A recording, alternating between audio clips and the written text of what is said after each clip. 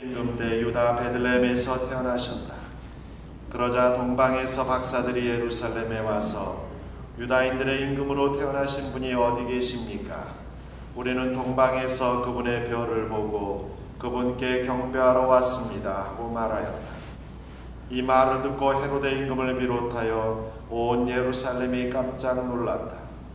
헤로데는 백성의 수석사제들과 율법학자들을 모두 모아놓고 메시아가 태어날 곳이 어디인지 물어보았다. 그들이 헤로데에게 말하였다. 유다 베들레헴입니다. 사실 예언자가 이렇게 기록해 놓았습니다. 유다 땅 베들레헴아, 너는 유다의 주요 고을 가운데 결코 가장 작은 고을이 아니다. 너에게서 통치자가 나와 내 백성 이스라엘을 보살피리라. 그때 헤로데는 박사들을 몰래 불러 별이 나타난 시간을 정확히 알아내고서는 그들을 베들레헴으로 보내면서 말하였다. 가서 그 아기에 관하여 잘 알아보시오. 그리고 그 아기를 찾거든 나에게 알려주시오. 나도 가서 경배하겠소. 그들은 임금의 말을 듣고 길을 떠났다. 그러자 동방에서 본 별이 그들을 앞서가다가 아기가 있는 곳 위에 이르러 멈추었다. 그들은 그 별을 보고 더없이 기뻐하였다. 그리고 그 집에 들어가 어머니 마리아와 함께 있는 아기를 보고 땅에 엎드려 경배하였다. 또 보물 상자를 열고 아기에게 황금과 유향과 모략을 예물로 드렸다. 그들은 꿈에 헤로데에게 돌아가지 말라는 지시를 받고 다른 길로 자기 고장에 돌아갔다. 주님의 말씀입니다.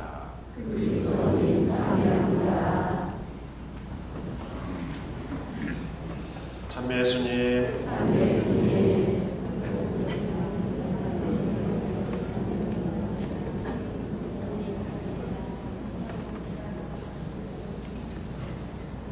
네. 오늘은 이쪽 제대에서 오늘 여러분들하고 강론 대신에 올 1년 동안에 우리 본당이 나아갔으면 하는 방향, 또 무엇을 하면서 행복한 신앙 공동체를 더 꾸려나갈 수 있을까 노력하면서 여러분이 덕정 사람살이 올해 신년호가 나왔습니다. 거기 이면을 펴주시기 바랍니다.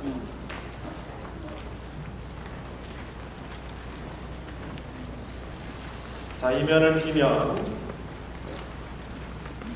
2013년 본당 사목교서라고 나와 있습니다. 이 내용 안에는 저희가 1년 동안 조금 더 강조해서 할 부분하고 또 연중 전례와 행사 일정을 미리 1년을 한번 큰 그림에서 볼 수 있게 됩니다.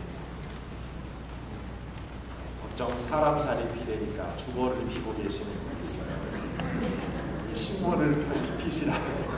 이 신문 주보가 아니고 그렇게 말씀드려도 주보 뒤적적 하는 분이 있어요.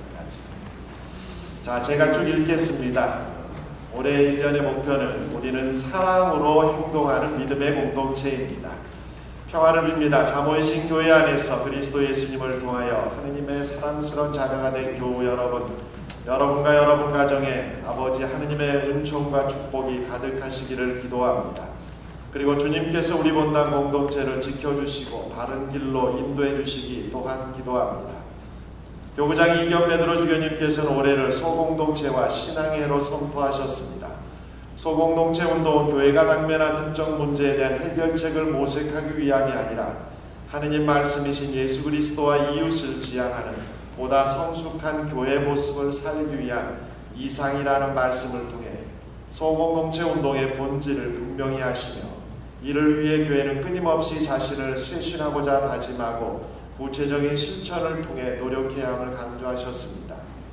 이러한 교구장님의 뜻에 따라 우리는 올 한 해 365일 동안 본당과 가정에서 우리들의 소중한 삶의 터전과 지역사회 안에서 그리고 무엇보다도 우리 자신 안에서 아버지 하느님의 뜻이 이루어지게 하기 위해 사랑으로 행동하는 믿음을 살도록 노력했으면 합니다. 하느님과 이웃에 대한 사랑은 우리 믿음의 가장 중요한 본질입니다. 그리고 이 믿음은 행동을 통해 마침내 드러나고 완성됩니다. 사도 요한도 우리는 행동으로 진리 안에서 사랑하자고 권고합니다. 진리란 무엇입니까? 진리는 예수 그리스도이십니다. 예수님을 알고 믿는 것이 곧 진리입니다. 그렇다면 우리는 사랑으로 행동하는 믿음의 삶을 살기 위해 무엇을 해야 하겠습니까? 신앙의를 선포하신 교황님이 권고하신 실천사항과 사목교서의 교우장님의 가르침을 뼈대로 다음과 같은 실천을 했으면 좋겠습니다. 큰 주제가 6가지 있습니다. 첫 번째 주제는 성경 말씀 읽고 묵상하고 생활하기 위해서입니다. 이를 위해서 먼저 성경 전체 통독을 하셨던 분이라면 또 시작해 주시길 바라고, 매 미사 15분 전까지 와서 그날 미사의 독서와 복음을 함께 읽고 묵상합시다. 단 교중 미사 때는 좀 더 서둘러 오셔야 되겠죠. 왜냐하면 성가를 미리 연습하고 화답성을 연습하고 그 다음에 그날의 독서 또 듣고 이런 거 하려면 조금 서둘러 교중 미사로 오시기 바랍니다. 그리고 교회 안에 있는 다양한 성경 공부 단체에 들어가 공부와 나눔을 하십시오. 그리고 일상 속에서 기도하기를 위해서 매일 집에서 아침 기도와 저녁 기도, 묵주 기도와 화상 기도를 성실하게 드립시다. 본당 사목자와 함께하는 원래 기도회에 동참하여 기도를 익히고 심화시킵시다. 앞으로 2월부터 한 달에 한 번 본당에서 매 첫 토요일에 원래 기도회를 엽니다. 그 기도회는 모두에게 열린 공간이 되겠고 주보통해서 자세하게 공지해드리겠습니다. 그리고 성체 안에 계신 주님과의 거룩한 만남인 성체조배 신심을 키워나갑시다. 이참에 본당에 단체 모임하러 오시는 분들, 이런저런 봉사로 오신 분들, 성당에 오면 제일 먼저 들려야 할 곳이 있죠. 어디겠어요? 어디예요? 이곳 성전이나 혹은 성체조배실에 가서 주님께 주님 저 왔습니다 하고 잠깐 조배드리는 겁니다. 예를 들어서 우리가 어느 집에 놀러 갔어요. 근데 그 집안에 어른이 계셔. 어른이 계시는데도 불구하고 친구만 만나가지고 막 이러고 그냥 왔다. 그러면 나중에 돌아오는 길에 아이고 내가 그 집안 어른 계시는데 인사도 못 드리고 왔네. 참으로 무례한 사람이 될 겁니다. 성당에 오면 제일 먼저 들려야 할 곳은 주님이 모셔져 있는 감실 혹은 성체조배실 가서 주님 저 왔습니다 하고 여러분의 단체 모임과 일을 보시기 바랍니다. 자, 교회의 가르침 공부하기 위해서 매주일 주보에 실리는 간추린 카톨릭교회 교리서를 진지하게 배워 숙지하시고 모든 단체 회합 시 그 주일 주보에 실린 교리 내용을 다시 한번 단체장들은 읽어주시기 바랍니다. 미사의 전심으로 참여하기 위해서 가장 완전하고 거룩한 기도인 주일 미사를 소중히 여기며 평일 미사도 참여하도록 노력하시기 바라고, 미사 15분 전까지 성당에 도착하여 경건하게 미사를 준비해 주시고, 미사 중에는 마음을 모으고 정성을 다해 말씀을 듣고 힘차게 성가를 부르는 것, 그리고 어린이, 청소년, 청년들이 흔쾌히 주일 미사에 함께할 수 있도록 어른으로서 배려하는 것입니다. 그리고 가난하고 소외받는 이들 돌보기 위해서 어려운 청소년 지원 장학사업, 사랑 나눔 바자회 올해도 실시합니다. 그리고 사랑의 돼지 저금토 운동과 김장김치 나눔 운동, 그리고 이런저런 기회에 우리가 어려운 이웃을 도울 수 있는 일에 본당 차원에서 함께 전개해 가겠습니다. 사귐과 섬김의 본당 만들기를 위해서는 여성 어르신들을 위한 단체가 올해 결성이 됩니다. 그리고 본당 사목자, 수도자와의 열린 만남, 대화와 상담의 장이 마련됩니다. 이것도 한 달에 한 번 주보공지를 통해서 저희가 어디서 언제 몇 시에 기다리는지 말씀드리겠습니다. 그리고 상설 고해소가 운영이 됩니다. 미사 전에 와서 급하게 드리는 고해소 말고 신부님과 좀 더 진지하게 길게 고해성사를 보기를 원하는 분들을 위해서 한 달에 한 번 저희가 시간을 공지해 드리겠습니다.